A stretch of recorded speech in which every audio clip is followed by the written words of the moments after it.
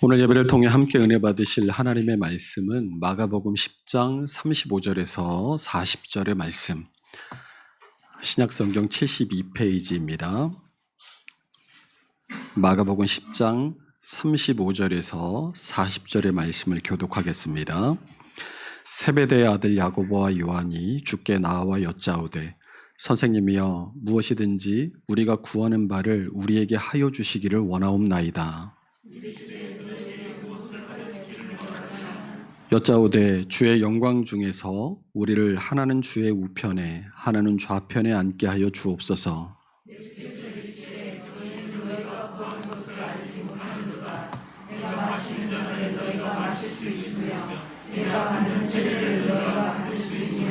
그들이 말하되 할 수 있나이다. 예수께서 이르시되 너희는 내가 마시는 잔을 마시며 내가 받는 세례를 받으려니와 내 좌우편에 앉는 것은 내가 줄 것이 아니라 누구를 위하여 준비되었든지 그들이 얻을 것이니라. 아멘. 우리가 이 5월 가정의 달을 맞아서 지난 2주 동안 마가복음 10장을 되짚어가면서 어린이와 가정에 대한 말씀을 함께 나누었는데 이 갔던 것을 다시 원래대로 좀 돌아오셔서 오늘 우리가 살펴보는 본문이 어떤 본문인가? 지금 예수님께서 마가복음 8장부터 9장 그리고 10장에 이르기까지 이어지는 이 세 차례의 순환 예고, 그리고 이 10장을 넘어가면 11장에 예루살렘 입성이 나오거든요. 마가복음 11장에 예루살렘 입성 그 사이에서 예수님께서 이 당신의 죽으심과 부활이 어떤 의미인가 하는 것을 지금 제자들에게 가르치시고 있는 중입니다. 이 이해를 가지고 오늘 본문을 함께 살펴볼 때 오늘 본문 바로 앞에 등장하는 세 번째 순환 예고를 보면 예수님께서 자신이 예루살렘에 올라가셔서 당하실 일들을 8가지로 말씀하세요. 우리 마가복음 10장 33절부터 한번 보겠습니다. 33절부터 보시면 먼저 대제사장들과 서기관들에게 넘겨지실 것을 말씀하시죠. 그리고 그들은 예수님을 죽이기로 결의할 겁니다. 그런 후에 그들은 예수님을 이방인들에게 넘겨줄 것이고 이방인들은 예수님을 능욕할 것입니다. 그리고 침뱉고 채찍질할 것입니다. 그리고 결국 죽이게 될 것입니다. 여기까지의 이 7가지는 예수님께서 예루살렘에 들어가시면 당하게 되실 고난들입니다. 그리고 마지막 8번째는 그는 3일 만에 살아나리라 라고 고난 후에 찾아오게 될 영광을 말씀하십니다. 그런데 예수님의 말씀이 끝나자마자 이 세베대의 두 아들인 야고보와 요한이 예수님께 나아왔습니다. 우리 본문 35절입니다. 함께 읽어볼까요? 세베대의 아들 주께 나와 여짜오되 선생님이여 무엇이든지 우리가 구하는 바를 우리에게 하여 주시기를 원하옵나이다. 이 35절에서 나와 여짜오되라는 구절에서 이 나오다라는 동사의 시제가 현재형으로 쓰여졌어요. 이 동사가 현재형으로 쓰여졌다는 것은 예수님의 이 세 번째 순환 예고와 세베대의 두 아들이 예수님께 찾아온 사건이 바로 연달아서 붙어 있다라는 것을 의미합니다.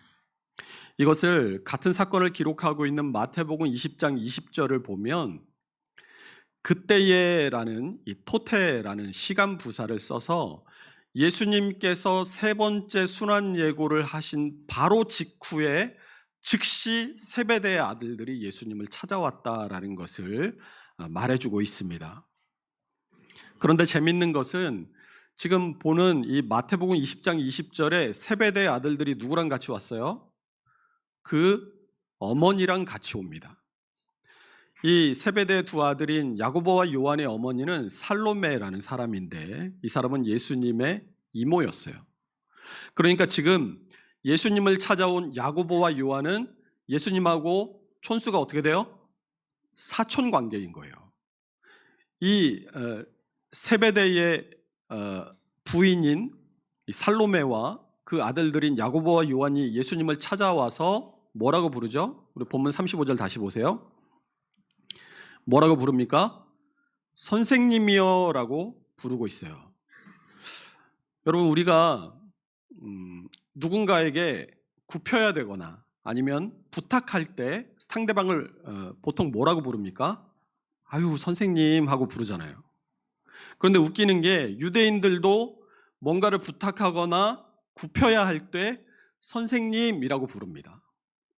복음서에 보면 사람들이 예수님께 찾아와서 뭔가를 구할 때 항상 선생님이라고 부르고 있어요.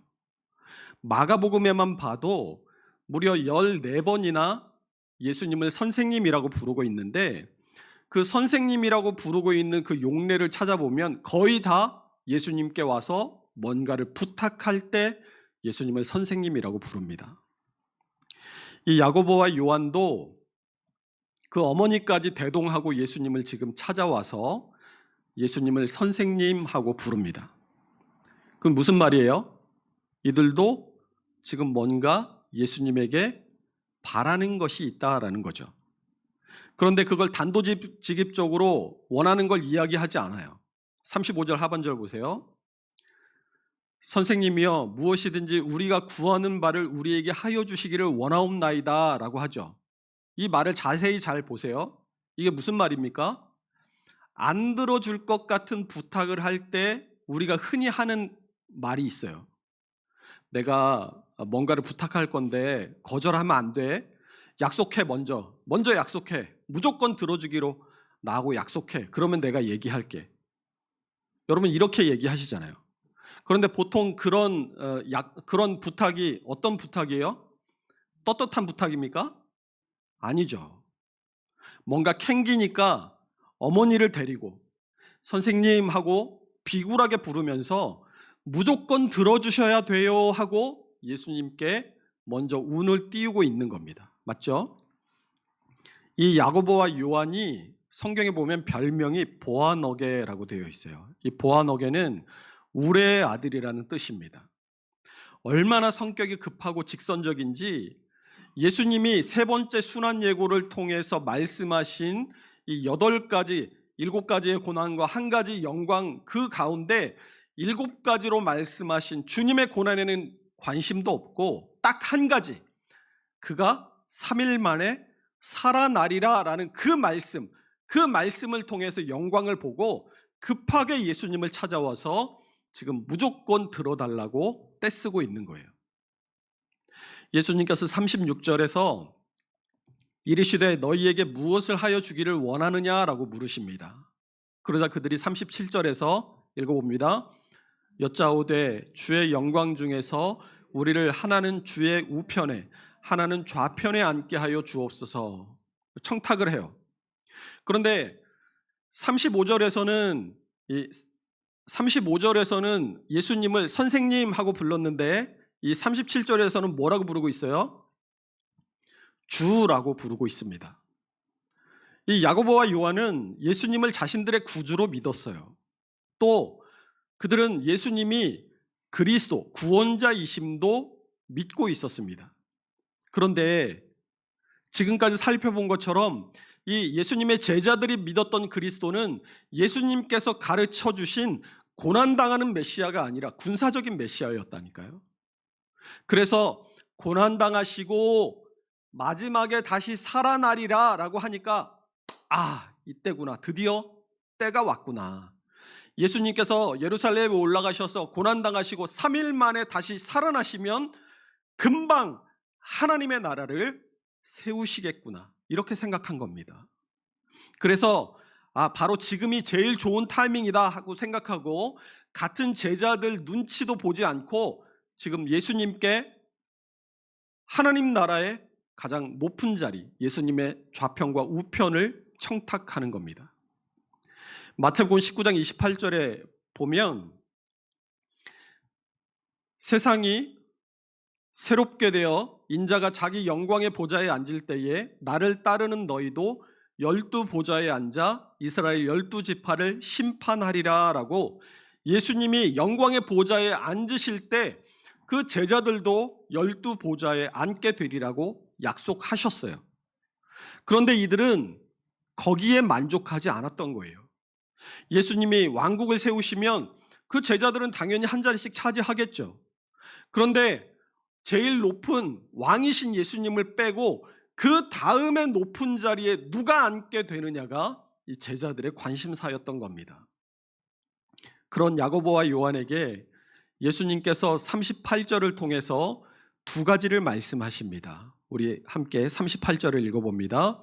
예수께서 이르시되 너희는 너희가 구하는 것을 알지 못하는도다. 내가 마시는 잔을 너희가 마실 수 있으며 내가 받는 세례를 너희가 받을 수 있느냐. 예수님은 먼저 이 야고보와 요한의 청탁이 그들의 무지에서 나왔음을 지적하십니다. 야고보와 요한이 예수님의 우편과 좌편에 앉게 해주세요 라고 구한 것은 그들로서는 제일 큰 영광을 구한 거예요. 예수님 다음 자리라고 생각했으니까. 그런데 실상은 이것은 가장 큰 고난을 구한 것이나 마찬가지입니다. 왜냐하면 예수님은 이미 세 차례의 순환 예고를 통해서 반드시 고난을 통해서만 영광에 이르게 될 것임을 말씀하셨기 때문이에요. 그런데 야고보와 요한은 예수님께서 이 세 차례의 순환 예고를 통해서 말씀하신 고난은 술렁술렁 한 귀로 듣고 한 귀로 흘려버리고 마지막 그 영광에만 지금 꽂혔어요. 예수님은 그들의 무지를 깨우치시기 위해서 자신이 마실 잔과 자신이 받으신 세례에 대해서 말씀하십니다. 한마디로 천국의 영광된 자리에 앉기 위해서는 너희가 어떤 삶을 살아야 되는지 아느냐라고 말씀하시는 거예요. 첫 번째로 예수님께서 마시는 잔을 마셔야 한다라고 말씀하십니다. 성경에 나오는 잔의 이미지는 고난과 하나님의 진노를 뜻합니다. 구약에서 구원의 잔, 분노의 잔, 위로의 잔, 진노의 잔이라는 표현들이 등장해요. 시편 116편 13절이 말씀하는 이 구원의 잔은 하나님의 은혜를 말합니다.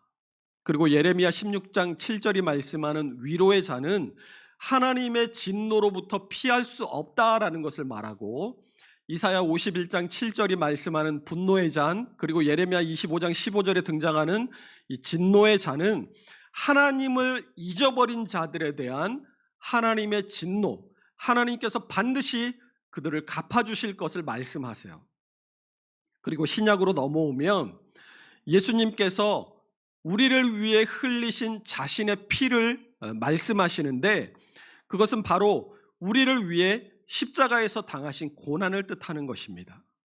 이것은 예수님의 기도 가운데도 나타나요. 예수님께서 마가복음 14장 16절에서 아빠 아버지여, 아버지께는 모든 것이 가능하오니 이 잔을 내게서 옮기시옵소서. 그러나 나의 원대로 마옵시고 아버지의 원대로 하옵소서 하고 이 잔을 내게서 옮겨달라고 기도하십니다. 그러니까 내가 마시는 잔을 너희가 마실 수 있겠느냐라는 이 예수님의 말씀은 너희를 구원하기 위한 하나님의 진노를 온 몸으로 받아야 하는 이 일을 너희가 할 수 있겠느냐라는 그런 물음인 거예요. 어떤 사람이 하나님의 영광스러운 보좌에 앉을 수 있는 사람이겠어요? 예수님처럼 하나님의 뜻을 위해서라면 어떠한 고난도, 어떠한 진노도 다 감당할 수 있는 사람이 하늘 보좌에 앉게 될 사람이라는 것을 깨달으시기 바랍니다. 두 번째로 예수님께서 말씀하신 것이 예수님께서 받으신 세례에 대해서 말씀하시죠. 예수님께서 받으신 세례를 받아야 한다라고 말씀하십니다. 예수님께서도 세례 요한에게 세례를 받으셨어요. 그런데 세례 요한이 베푼 세례가 무슨 세례였습니까? 세례 요한이 이 땅에 와서 회개를 외쳤잖아요. 그리고 그가 베푼 세례 역시 그 회개에 따른 죄 씻음의 세례였어요. 그런데 예수님은 어떤 분이세요? 우리 히브리서 4장 15절 함께 읽어봅니다. 우리에게 있는 대제사장은 우리의 연약함을 동정하지 못하실 리가 아니요 모든 일에 우리와 똑같이 시험을 받으신 이로되 죄는 없으시니라. 예수님은 우리와 똑같은 완전하신 사람이지만 우리와 다른 점이 하나 있는데 그것은 죄가 없으시다는 겁니다. 그런데 죄가 없으신 예수님께서 왜 세례 요한이 베푸는 회개의 세례를 받아야 합니까? 세례 요한도 세례받으러 예수님이 나오시니까 깜짝 놀랐어요. 우리 마태복음 3장 14절 15절 함께 읽어봅니다. 요한이 말려 이르되 당신이 내게로 오시나이까? 예수께서 대답하여 이르시되 이제 허락하라. 우리가 이와 같이 하여 모든 의를 이루는 것이 합당하니라 하시니 이에 요한이 허락하는지라. 자, 예수님께서 왜 세례를 받으세요? 15절 중간 보세요. 우리가 이와 같이 하여 모든 의를 이루는 것이 합당하니라 라고 말씀하시죠. 사람들은 회개하고 자신의 죄를 씻기 위해서 세례를 받지만 예수님은 모든 사람들의 죄를 대신 지시고 죽으심으로 하나님의 모든 의를 충족시키시고 구원을 이루실 것을 보여주시기 위해 지금 세례를 받으시는 거예요. 그래서 이 15절에서 예수님께서 말씀하시고 계신 하나님의 모든 의, 이 하나님의 모든 의라는 것은 하나님의 사랑과 하나님의 공의를 의미합니다. 모든 인간은 원죄 이후로 죄 아래 태어나서 죄를 짓고 살다가 그 죄의 대가로 멸망에 이르는 것이 정해진 이치예요. 이것이 하나님의 공의입니다. 죄를 지으면 반드시 대가를 받는다. 이것이 하나님의 공의인 거죠. 죄를 지으면 그 죄에 합당한 대가를 치르는 게 우리는 정의라고 얘기하잖아요. 그런데 이 정의와 공의가 뭐가 다르냐면 정의가 사회적인 의라면 공의는 법적인 의를 뜻한다고 할 수 있습니다. 쉽게 말해서 정의가 사회 구성원 모두가 인정하고 받아들이는 옳음, 라이처니스라고 한다면 공의라고 하는 것은 준법 행위, 법을 지키는 행위로서의 옳음, 저스티스를 이야기하는 거예요. 그러니까 라이처니스가 그 강제력에 대해서 조금 느슨한 옳음이라고 한다면 저스티스는 공의는 반드시 이루어야 하는 강제력을 가진 옳음이라고 할 수 있습니다. 그런데 이 공의의 하나님은 자신의 형상을 따라 지으신 인간을 너무나 사랑하셨어요. 그 사랑으로 인해서 인간을 구원할 계획을 세우십니다. 하나님은 공의의 하나님이신 동시에 사랑의 하나님이신 거예요. 그러면 이 죄에 대해서 반드시 심판하셔야 하는 공의의 하나님의 속성과 자신의 형상을 따라 지으신 인간을 사랑하셔서 그들을 구원하시기 원하시는 이 하나님의 사랑의 속성, 이 공의와 사랑의 두 가지 속성을 어떻게 완전하게 충족시킬 수 있겠느냐, 이것이 문제가 되는 것이죠. 공의와 사랑 어느 한쪽에라도 기울어지거나 어느 한쪽을 충족시키지 못한다면 불완전하고 불충족하게 되는데 하나님은 완전하시고 충족하신 분이시기 때문입니다. 그래서 죄를 지어서 심판을 받고 죽을 수밖에 없는 인생을 사랑하셔서 우리를 구원하시기 위해 그 아들이신 예수 그리스도를 우리를 대신해 죽음에 내어주신 하나님의 공의와 그 사랑이 만나는 곳이 바로 그리스도의 십자가인 것입니다. 이처럼 예수님의 세례는 하나님의 공의와 사랑이라는 모든 의를 이루는 것을 의미합니다. 그러니까 예수님께서 제자들에게 내가 받는 세례를 너희가 받을 수 있겠느냐라고 물으신 것은 너희가 하나님의 공의와 하나님의 사랑을 다 충족시킬 수 있느냐라는 말인 거예요. 하나님의 공의와 그분의 사랑을 완전히 충족시킬 수 있는 유일한 길인 고난의 십자가를 너희가 질 수 있겠느냐라는 물음인 것이죠. 예수님께서 세례를 받고 물에서 올라오실 때 하늘에서 무슨 소리가 들립니까? 우리 마태복음 3장 16절 17절 함께 읽어볼까요? 예수께서 세례를 받으시고 곧 물에서 올라오실새 하늘이 열리고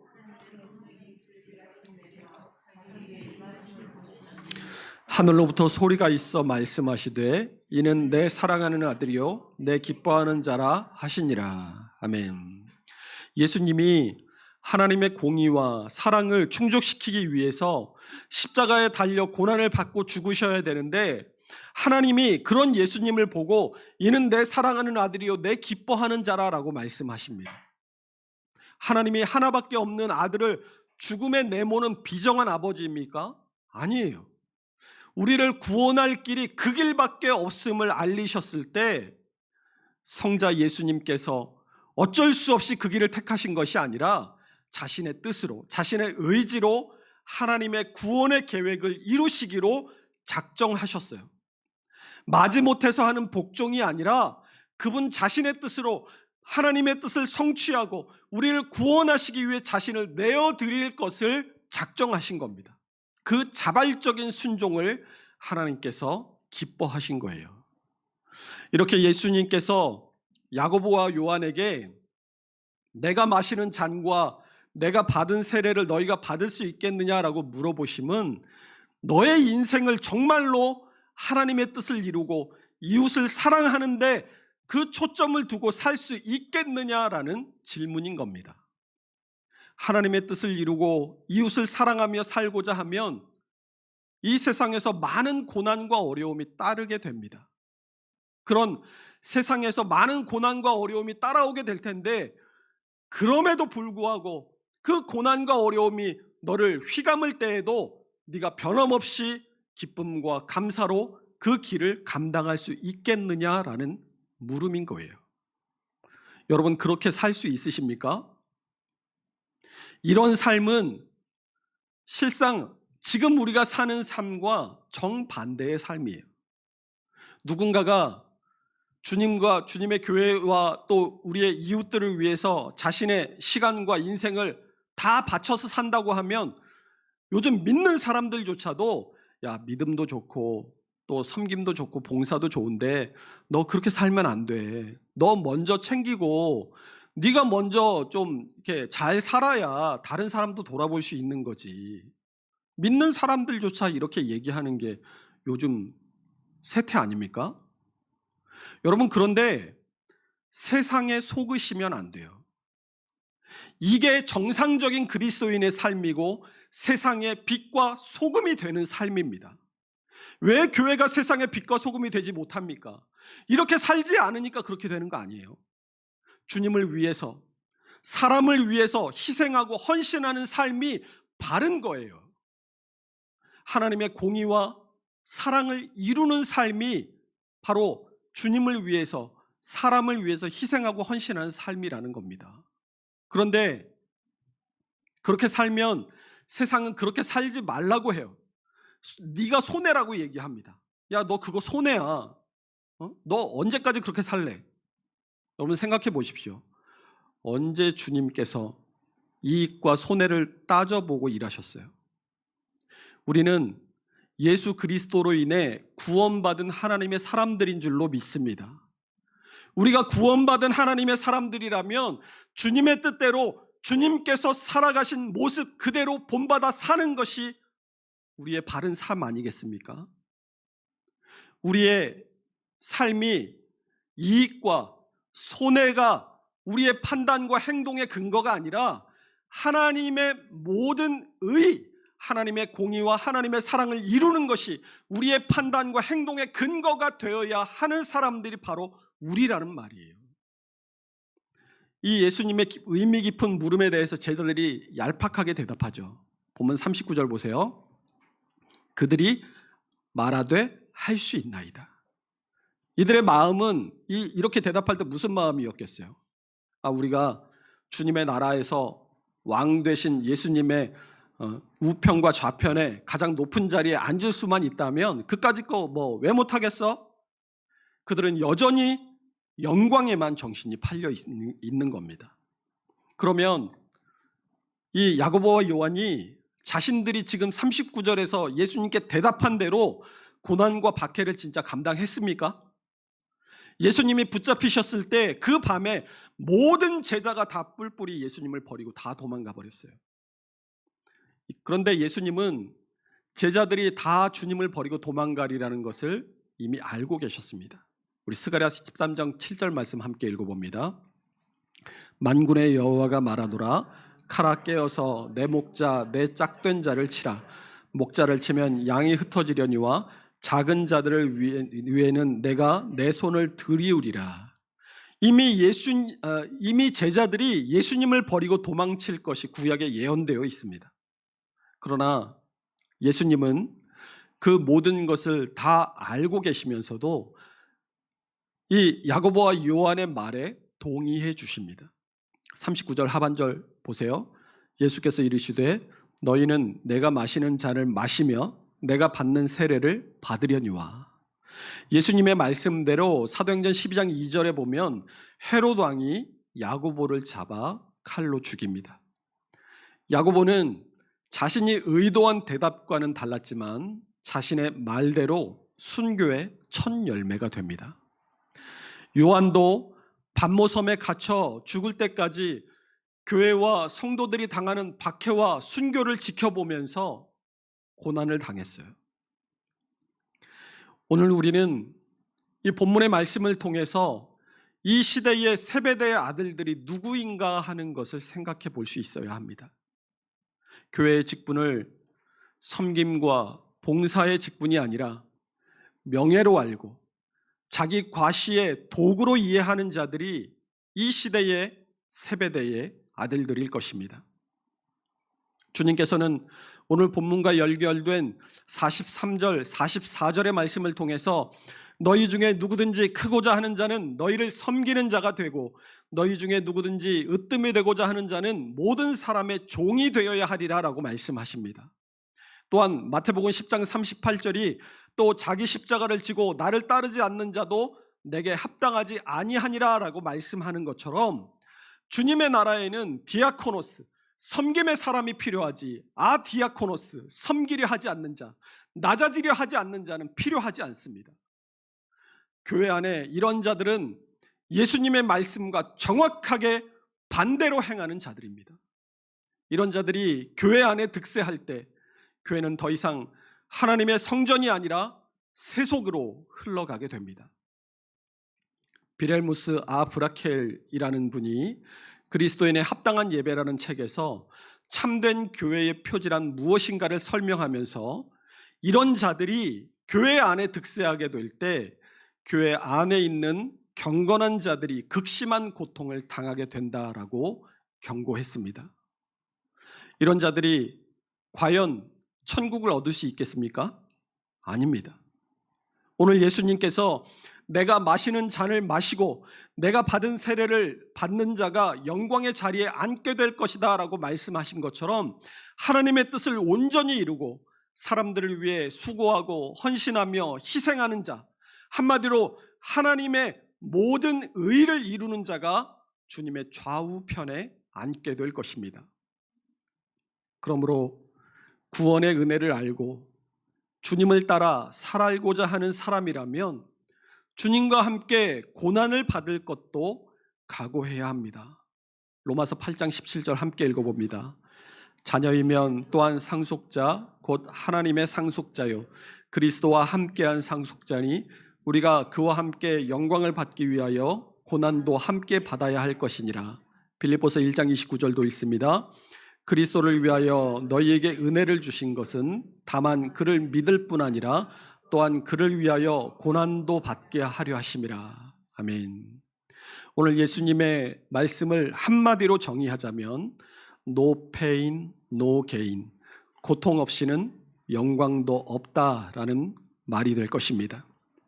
그러므로 구원의 은혜를 경험한 우리가 주님과 복음을 위해 고난을 각오하고 그 고난을 감당할 때 영광도 얻게 될 줄로 믿습니다.